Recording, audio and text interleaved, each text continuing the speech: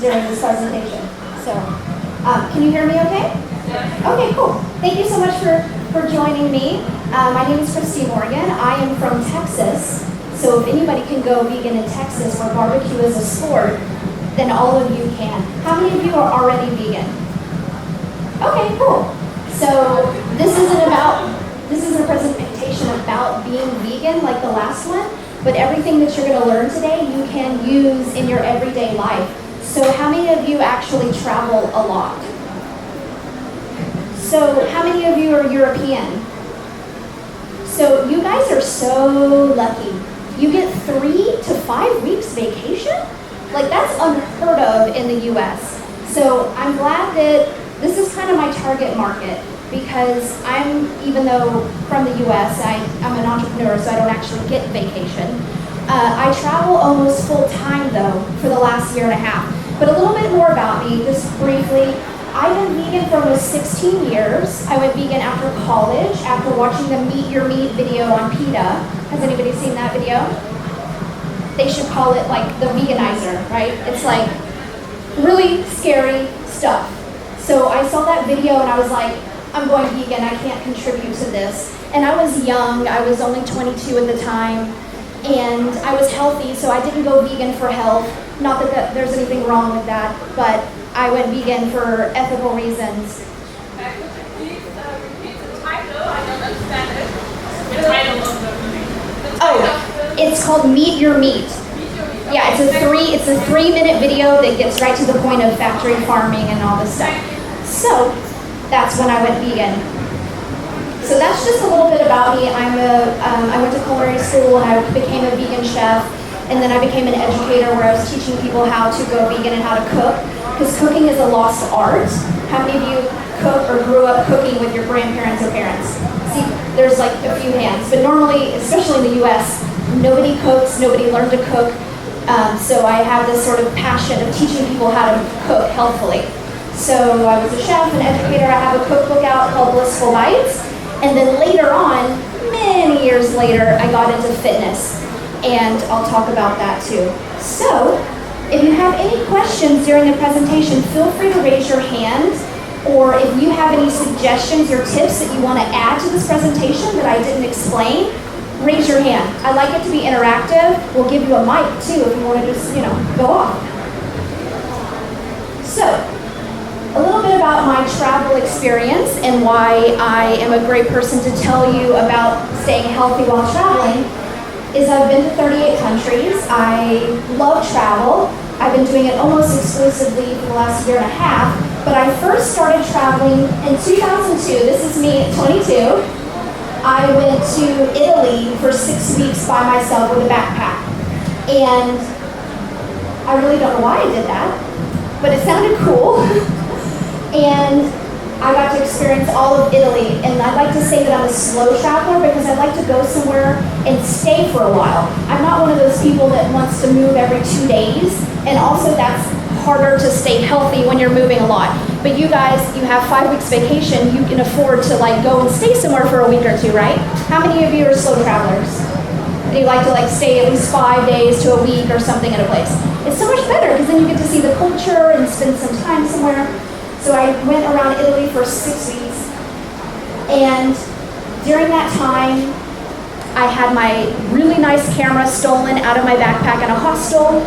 I got my purse snatched. I went to Switzerland, bad idea. I got my purse snatched in a park that had my passport, all my credit cards and everything, where I had to go to the US Embassy, and I had no money and no anything.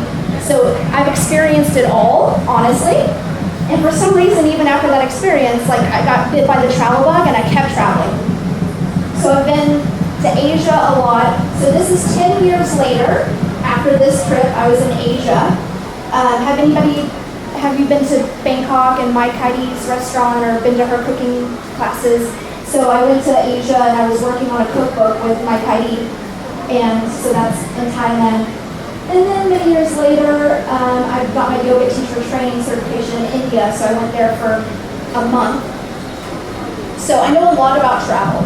I have a travel blog if anybody's interested and wants to know about all the places I've been. So So I'm also a certified fitness fanatic, and I will tell you that I was not into sports growing up, and I never did sports. I sucked at sports. I was kind of a nerd, a book nerd.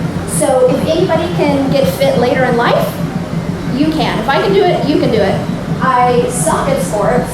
My friends forced me to join the swim team in high school, and I was kind of thankful for that because my parents never put me in swim classes. Like who doesn't learn to swim until they're 16? Like, that's just weird, right? So I almost drowned the first day. They threw you in there, like, do a lap, and I was like dog paddling, like trying to not die. But it's a valuable skill to learn because later on in life, I decided to do a triathlon. So in college, I kind of worked out a little bit here and there, and I started doing yoga in college in '98 before it was cool and hip to do yoga. I took a college course, and that started my, love affair with yoga. But I never really did much.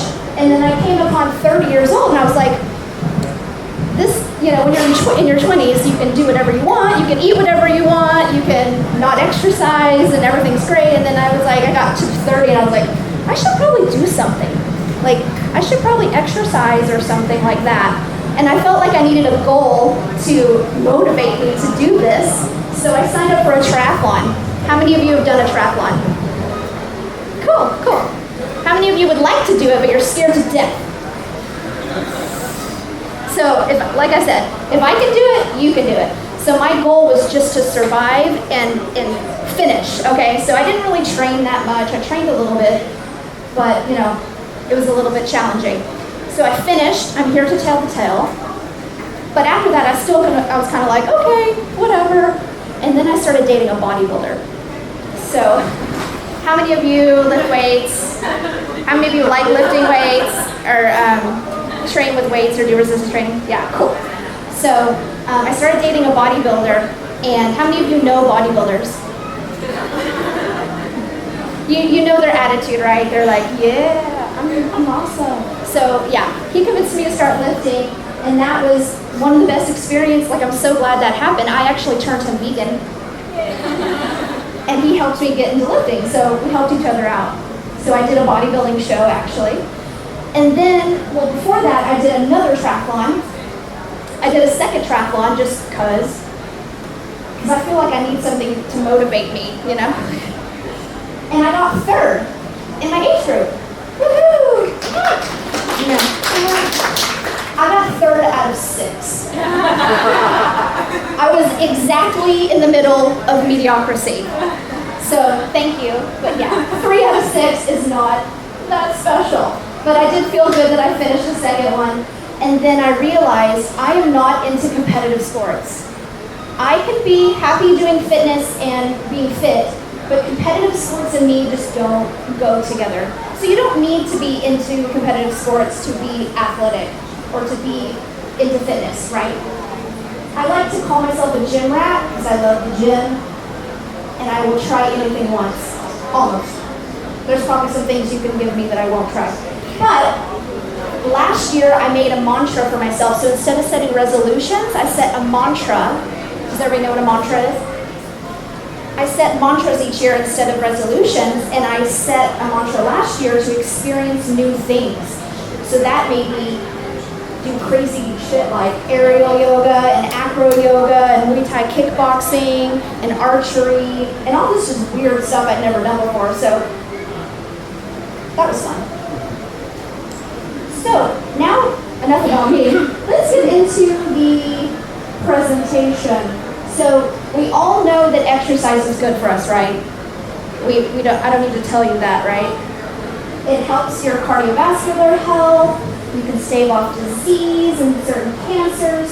The reason why I do it is because I'll be batshit crazy all day if I don't. It helps me with stress. Am I allowed to curse? It helps me with stress, especially yoga. Yoga is the only thing where my mind shuts off. It's the only thing. I don't meditate. I can't meditate. I've tried it. I'm so horrible. But exercise is my meditation. I'm all about moving meditation. That's what I do. It gives me more energy. It gives me better sleep. It also helps me you know, in other places. The energy, you know what I'm saying? No? Hard crowd here. So, exercise is awesome, and it doesn't need to be torture. It doesn't need to be a chore. What I encourage you is to do what you love. And American guidelines say that we need to get about 150 minutes of aerobic exercise per week. I don't know about you. How many of you have been to the U.S.? It's an awful place right now, so I'm glad to be here. But we won't talk about politics in this lecture. So you guys have it super easy because your lives are already kind of set up to get cardiovascular exercise. I am actually healthier when I travel because I'm not going from my bed to my car to my desk, back to my car, back to my bed. Like, I'm walking, I'm exercising naturally, I'm walking everywhere, I'm biking. Sometimes you guys cycle. So you guys already have this fit lifestyle. You don't have the obesity crisis that we have in America. So it's really awesome that you guys can get that naturally. But one thing that's usually missing, and from the raised hands I saw earlier, usually it's resistance training that's missing from people's lives. So if you don't already lift weights, I highly encourage you to start. And it's so good for you. Not only is it just badass to be stronger and it helps you walk around in your body, it helps you carry your groceries down the street. It helps you, helps you with all kinds of things. It also helps with bone health. So in places, especially in the US, we have really high rates of osteoporosis and hip fractures and all these things. And of course, diet is contributing to that because we know that calcium actually kind of milk and dairy actually pulls kind of calcium from your bones. But we have we have this problem. Resistance training helps with bone health. So especially women that are scared to lift, just do it for your health. Even if you think, oh, it's weird, and oh, I'm gonna get bulky, and that's not gonna happen, I promise. You're just gonna get stronger and you're gonna feel amazing. So, I'm talking so fast. So sorry. I just get so jazzed about this stuff. But if anybody has a question, please raise your hand. So yeah, what kind of exercise is best? Anything that gets your heart rate up and do what you enjoy. So I call myself a fitness freak because I like all kinds of things. I love kickboxing. I like Zumba. Don't judge, please, don't judge me. I love all kinds of exercise except running. Running can suck it. I would rather go to the dentist than run. But for those of you that are into running, go you. I'm happy for you. But for me, no thank you. I would rather do anything but run. Is anybody filming? Yeah, thank you. So, easy exercises that you can do while you're traveling. So like I said, this presentation really kind of goes with everything, everyday life. But I'm specifically targeting traveling because I do it so frequently and I know that you guys are doing it as well. And for me personally, when I travel, especially if I'm going to be gone for a week or more, I want my life to kind of be the same as it is back home. Yes, I definitely splurge and I don't stress out if I can't exercise as much, but there's no reason why you have to go away. Especially in the US, people go away for a week and they just get blasted every night. They eat like crap, they don't sleep. And then you come home and you need a vacation from your vacation. Like, we don't want to do that, right? We want to just have a good time. Well, maybe some of you do. It's okay, no judgment. But when you have a week or more where you can travel and go somewhere, you can have a routine that's very similar to the one you have at home. But for me, I'm actually healthier when I'm traveling because I'm exercising, I'm walking more, I'm paying more attention to those things. So here's some of my favorite activities that I do while traveling and that you can do. So we already talked about walking, which is great, cycling. It's really cool in a lot of major cities now. They have those rental bikes where you just have this app. Have any of you been to Montreal, Toronto, all these places that have these bicycles? That's awesome. There's not many places in the US that have that, so it's really cool that you guys have this bike system. For me personally, I really want to make sure I get yoga in, and of course I can just go on YouTube and do yoga channels. I mean, yeah, but I really love group fitness. So if you're somebody that is like kind of like iffy about fitness in general, join a gym and go to group fitness classes. That really motivates me and helps me. And when I don't feel like going to the gym, I try to go to a group fitness class, and then I'm like, okay, yeah, let's do this. And there's boot camps in the park. So that's what I've been doing here. I don't know if you guys know this, but there's a couple of companies where you can go and sign up for really cheap and do these group boot camps in the park. Has anybody tried those? No? Oh, they're really awesome. And it's all high intensity interval training, and it's really fun. And everybody motivates each other, and everybody supports each other. So it's really fun to do these group fitness classes. Also, Meetup. Does everybody know Meetup.com? So Meetup.com is one of my favorite sources for everything, honestly. So when I'm traveling to a new place, I sign up for a bunch of meetups in that city. And there's always vegan ones too. So when I travel, I want to connect with those vegans. That's just me. Some places do free yoga classes or donation-based yoga classes. I don't know about you, but I'm trying to save money when I travel. So drop-in rates for yoga studios and CrossFit and like day passes at gyms, they tend to be quite outside of my budget. So I actually Google for donation and free classes, like a lot of nonprofit meditation centers and things like that will do free classes. So these are resources, these are things you can do every day. Like hopefully you're taking notes and you can, these are things you can do now at home, right? Let's see. So if you're extra creepy like me, you can stand outside of a gym that won't give you a day pass, and a guy will come out looking all buff, and you go up to him and you say, hey, you a member of this gym? Can you bring me as a guest? I actually did that in London. I have no shame. So if you are ballsy like me, hang outside of the gym, stop people as they're coming out, and maybe you'll make a new friend who you can turn vegan, and they'll let you come as a guest. So also Groupon, I don't know if Groupon is really popular in Germany, but Groupon has a lot of deals. So you can, if you're going to be somewhere for a week or two, a lot of them have like, the first month is only €30. And if you're going to go 5 or 10 times, it's going to be worth it to sign up that way.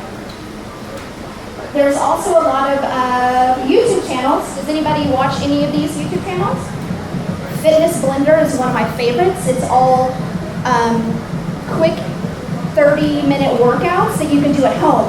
So if you don't want to go to the gym or you hate the gym, then you can check out these YouTube channels, and there's yoga ones as well. So these are my favorite, and they're really quite awesome. So we live in a really awesome age where you can get everything that you want from the internet. You can even have your food delivered. Does anybody have any questions about the fitness portion of this presentation? Yes? Not really a question, it's just more that I want to point out that at the playgrounds, you have kids too. They have a lot of fitness stuff. I don't need that. I can talk about it. And sort of like right next to the kids' playground, they usually have exercise, really expensive, nice exercise machines right next to the kids, at least in Helsinki and Finland. Yes, I've seen those. And there are throughout Berlin too. So fitness trails where you can go on a trail. They have all the bars and all kinds of different exercises that even have little signs that tell you where to move your arms. Yes. Yeah, so Thank you. And you can just play with your kids too. I think that's a really great way. Some of these equipment that they climbing stuff. Yes. Take adults too. And that's good exercise, and it's very it's all kinds of different. And then you're out getting vitamin D, and hopefully, if the sun ever comes out, depending on where you live, I'm like, come on, it's August. What is going on here? So yes, very good tip. Thank you. I actually just stumbled upon one of those park gymnasiums when I was in Australia. I was in Sydney. I was doing the coastal walk from Coogee to Bondi, and there was a full-on gym in the middle of a park with like little body weight exercises, but they were machines too that used your own body. So that's an awesome tip. Thank you. Anyone else? Anyone else? No? Questions? Comments? No? Okay, so let's talk about food. My favorite subject, honestly, more than fitness. I mean, who doesn't like to eat, right? So, let's talk about food while you're traveling. So when you're actually traveling, like physically in a plane or in a train or in a car, when you're physically going somewhere, your best bet is to have food on your body at all times. Who is one of those people that, like, when your blood sugar drops, you're hangry, you're like, give me some food. Carry granola bars with you. Carry snacks with you at all times. I always have bars, fruit, chips, whatever you can find that's vegan. Have that on your body at all times. But if you're going on a plane, there's certain things they will not let you take through security. So you have to be careful. You can't take anything liquidy or creamy, like peanut butter, hummus, things that are creamy. They're not going to let you have that. Actually, Did they change this rule? no, but there is a trick.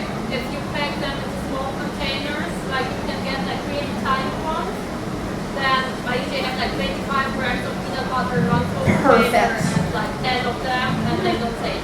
This is my fellow digital nomad. She's travel hacking. She's putting food in small containers. Like your little toiletry squeeze bottle, you can put hummus in there or peanut butter or something like that. So very good. Thank you. So even if you don't have food on you, because sometimes I just don't. I just forget, or I don't want to risk it getting all over my bag, or I just don't have room because I travel with such a small suitcase. Like I just don't have room. Many airports these days actually have vegan food. Like, we are so blessed. This is a good time to be alive because I have eaten vegan meals at pretty much every airport I've ever been to. Does anybody agree? It's going to be a little more expensive, granted, and it might not be tasty, but you're going to survive. You're going to live. The only time that I had a real hard time that I can think of was in Phuket. Tiny, tiny airport. Anybody been in that airport? It's tiny. But they had a Subway. Subway is not tasty, but at least I had a veggie sandwich and I survived, right? So we're really lucky. If you have a long flight, if your flight is like 5+ hours, request a vegan meal. Does everybody know this airport code? EGML. Remember that. This is your airport code to get a vegan meal. You need to make sure that you order it 24 hours in advance. Sometimes you can do it right online when you're buying your ticket, but if not, call customer service at least 24 hours in advance and request a special meal so you'll never starve on those long, long flights. When I'm traveling, like I said, I try to do slow traveling where I can so I can stay somewhere with a kitchen and sort of get into a routine. That's the ideal situation if you want to stay healthy and fit while you're traveling.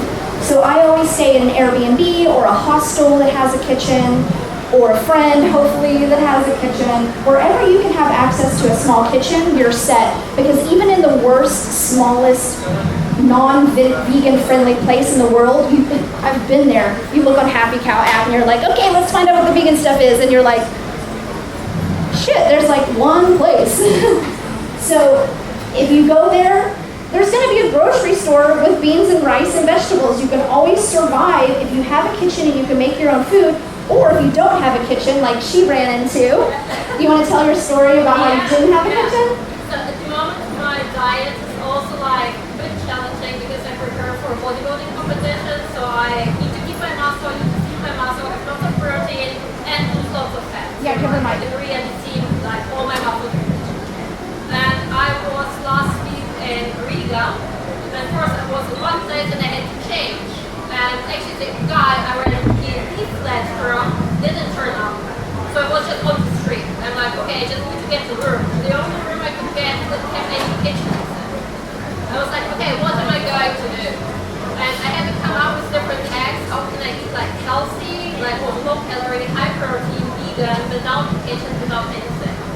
And often, like really good hacks are the kind of fake meats at the supermarket. They are high in protein. Even if I'm somewhere in the city and I know my schedule is like super messy and I get hungry and I just don't want to get any like unhealthy food, I would just go and pick up like a high protein vegan fake meat product, then also a bag of fresh salad. Yes, And salads are cherry. great. salad is great, and even a lot of so I tell people to look for natural food stores because almost all natural food stores have pretty decent grab and go food that you can eat. So you don't necessarily need a kitchen, but it's always nice if you can have a kitchen. And when you are planning your meals while you're traveling, keep it simple. This is my rule basically for health in general. I imagine my plate in 4 sections, half of it's vegetables, 1/4 is carbohydrates, and 1/4 is protein. So in general, this is how I eat.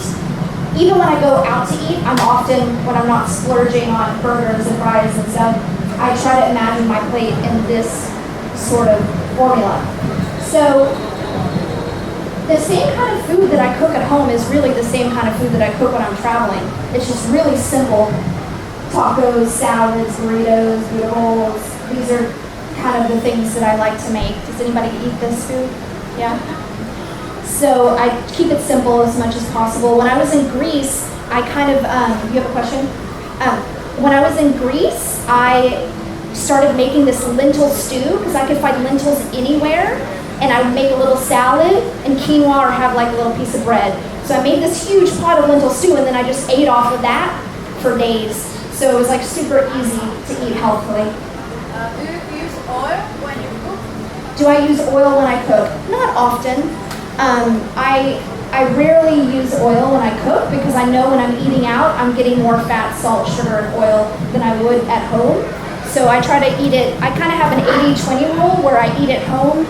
80% of the time I try to keep my diet super healthy and whole food and no oil, and then 20% I eat out and eat vegan cupcakes and things like that. So that's kind of my general rule for health. Here's a couple of things that I made. Sorry, screen is not so great. I made this Moroccan stew, and I made a big pot of it. And then I made a pot of plain quinoa, and then I had meals. This is veggies, it had chickpeas in it, so I got my protein from the quinoa and my whole grains. Quinoa is my main source of carbohydrates. I really love quinoa. Any quinoa lovers in here? Yeah, it's my favorite. So I'll make a big pot, and then these are little falafel balls that I found at the store. And then this is just like peanut sauce and some veggies. So I just keep it really simple. And then, of course, you want to eat out at restaurants, right? The first thing I do when I'm traveling to a new place is I get on Happy Cow and I star all the restaurants on Google Maps. Does anybody else do that? I'm like, Happy Cow! And of course I have the Happy Cow app. So if you don't have the app, get the Happy Cow app. It's worth every penny because no matter where you are in the world, you can click, see everything near me, and it'll show you all the food that's vegan friendly near you. So I highly recommend that app. It is the best. So like I already said, there's health food stores. You can get grab and go food. You can sustain on that if you really needed to. And at Sainsbury in London, I got this like Malaysian curry thing that was in a plastic container that you just had to warm up. And it was one of the best things I've ever had. Like, I was shocked. So even the grab and go food is getting actually tasty. Sometimes it's hit or miss, you know. Sometimes it's like, oh, this is cardboard. But that was actually quite good. Try to find healthy food chains. So what are some of the healthy food chains here in Berlin or in Germany? Is there any? No? Well, Dean and David, right. So there are actually some healthy chains that have vegan food. Starbucks, if you're desperate, there's a Starbucks in every major city these days. Your Starbucks here had 2 vegan wraps. One that had chickpeas in it, one that had like a sandwich with hummus. I was shocked. I was like, it said vegan right on the package. We're not there yet in the US, but hopefully we're getting there soon. So find some vegan chains. Or if you can't find vegan chains, you can pretty much stick to any of these kinds of restaurants and you'll find vegan food. So when you travel, you're not always going to find vegan or vegetarian restaurants. We're getting there. They're almost everywhere. But if not, you'll find one of these restaurants, right?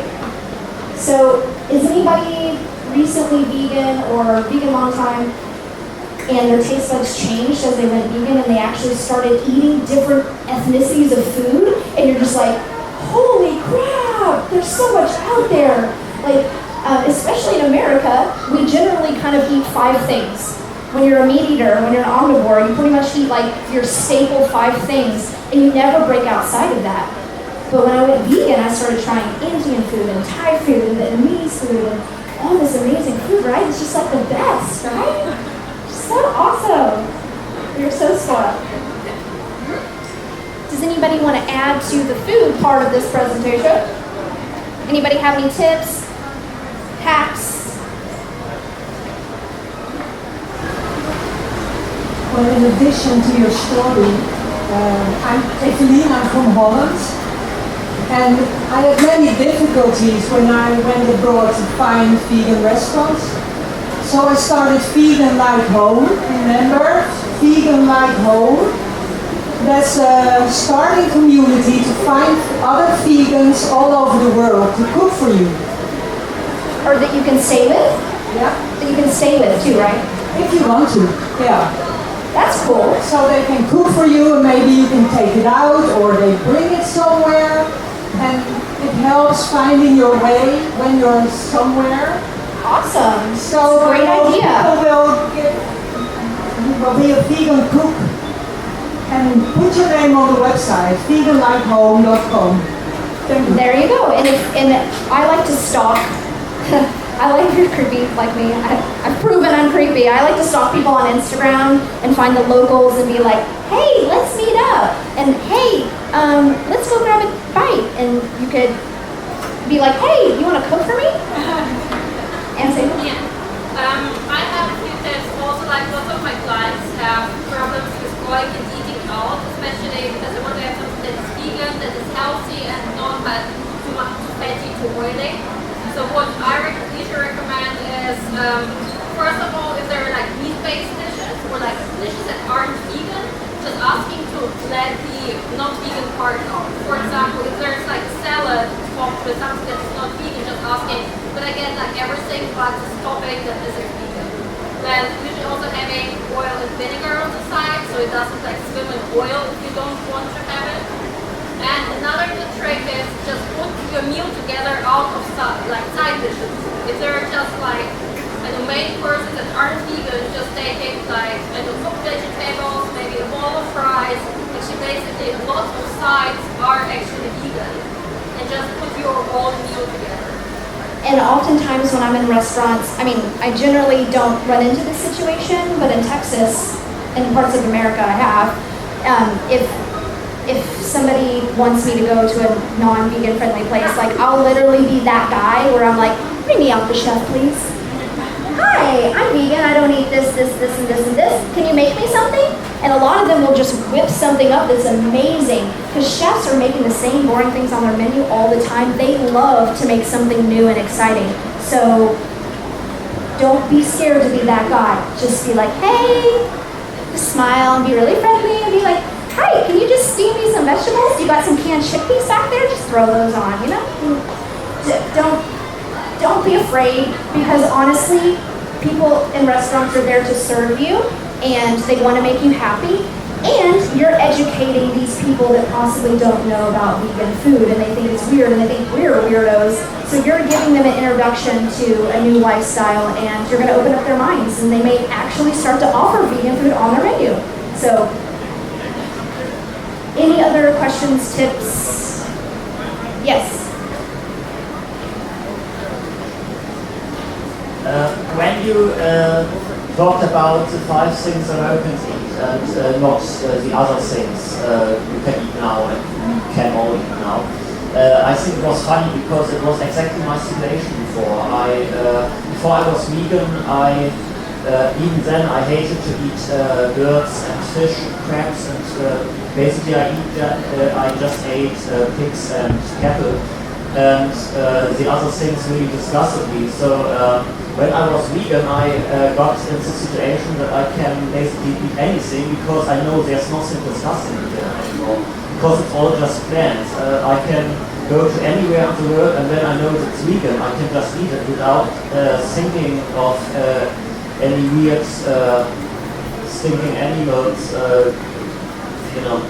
That's a big upside from being vegan. Yes, and also I encourage you, because I'm a chef and I eat all over the world, like I encourage you to try new things after you go vegan, because I eat things now that I just thought were disgusting, but the vegan bird, like mayonnaise, ew, mayonnaise is gross, but now I love vegan mayonnaise, right? So definitely try different things when you go vegan, because you may discover that you like things that you used to eat. Is anybody in that same boat? Like, yeah, mayonnaise is one of those things. So, like I said, when you're traveling, especially when you're traveling solo, like I always do, reach out to the vegan community. Get on meetup.com, join the Facebook groups. There's always vegan Facebook groups. Get online, stalk people on Instagram and send them messages like I do, and you'll never be too far from another vegan. So hopefully this presentation has been helpful and you learned some new things. I am Christine Oregon. This is where you can find me. I'm also a personal trainer and a yoga teacher, and I do yoga retreats. My next one is in October in Peru, if anybody's interested in that. I also have I just rigged up an email list here. It's not fancy like Edward's. If you want to sign up on my email list, she's gonna help pass this around. I send out, especially if you're a new vegan or you just need motivation, I send out weekly tips and different things about being vegan and traveling and things like that. So I won't sell your email address or anything. So please sign up there. And does anybody have any last minute questions? We have a few minutes, yeah? Anybody have any comments, questions, concerns? Yes. Did you hear about vegan passport? Yes, Which vegan translates passport. everything. Thank you. I knew I was going to forget something amazing in this presentation. You can't think of everything, right? So the vegan passport book has every single language, all the ingredients and all the things written in the language. So if you're scared and you're going somewhere where you know that they're not going to speak your language, you can just open up the book to the page and they can read it, and then you'll be safe, hopefully. But honestly, being vegan is about doing the best that you can. It's not about being perfect. So if you get in a situation where you don't know something's, it's not the end of the world. But anyway, thank you so much for listening. I will be outside. If anybody wants to join me outside to have a chat or say hello, thank you so much.